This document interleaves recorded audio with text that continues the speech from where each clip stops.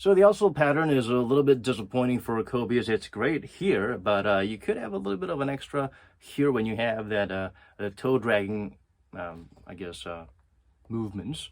And here, because of the outrigger, they kind of like got lazy, and it's if you might like land here on the edges a little bit, you might slip, and especially in the heels, it's not actually ample, especially in the heel. You can tell this is pretty bald, and added to the fact that this is hard as rock all the way, so you're not going to be landing like this. You have to be flat-footed for the Kobe 9s. So if you're kind of like quickly taking a step forward on your heel, you're gonna slip and slide, which is what I experienced in the Kobe 9s. Thankfully, for this one, for the pg5, they remedied that by having the ribs, the patterns, the blades all the way up here and all the way around here and further up to the medial side. So that's a marked improvement. And the fit is another issue. For the pg4s, I've actually had to go up a size and a half up because it was so small. How small is it? This is the insole used for the pg4s, size 10.5.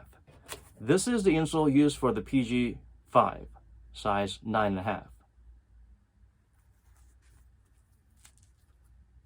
9.5 is actually as big, if not bigger, than the 10.5. So what the hell was going on with the pg4s? I have no idea. So it's weird.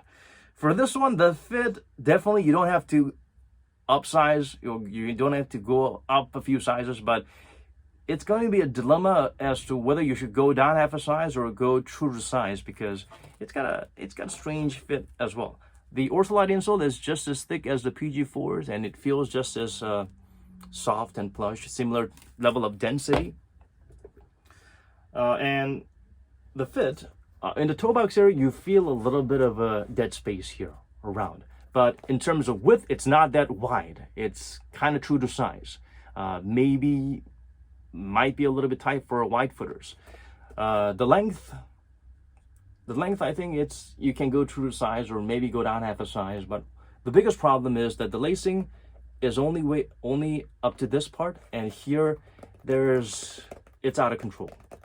I don't know how you're gonna find the right size for you.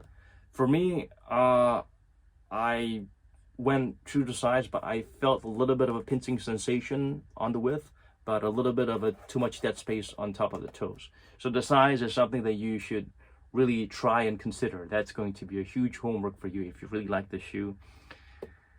So other than the weird fit, in terms of the cushioning, it's good, especially with the good smooth transition on the heel, marked improvement from the pg4s. The outsole pattern, the Kobe 9 pattern, is considered as the greatest Nike traction ever, according to many reviewers.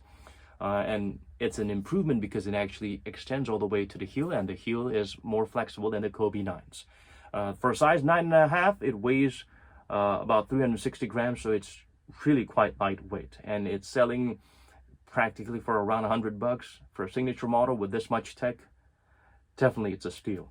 The material is kind of a starchy engineered mesh with a neoprene booty inside, so it's not super breathable.